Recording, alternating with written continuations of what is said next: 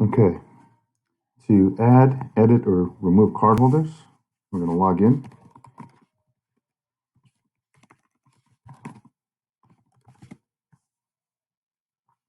Screen will take us to identities by default, but we would otherwise click on the identities tab and we can add an identity. An identity is a person, either a person holding a card or a person who has login access. We're going to put in their name. We'll call this person Testman. Save him. The other information on this page is not relevant. It'll then automatically take us to the roles. Roles is what's going to decide when this person has access to which door. So there are some preset groups. The groups that give door access are in all caps and encapsulated with brackets. So we would choose any of these. The first three were taken over from the Keyscan, or the ones that were taken over from the Keyscan system have the Keyscan group number, KS1, KS7, KS11. We could add more groups. This is what's here for now. We could add this person to the entrance and the double glass doors, move them over here, and save. So now this person has access to these doors, but they don't yet have a card. The card here is called a token, and the only numbers that are really important are the card number itself. So every card has printed on it a 5-digit card number. I'll make one up here just as an example.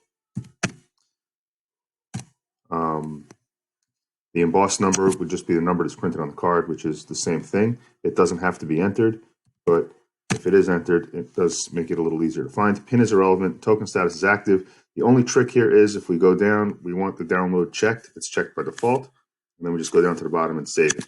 We now have an active user in the system with a card that'll work according to his group access levels. So that's a working card.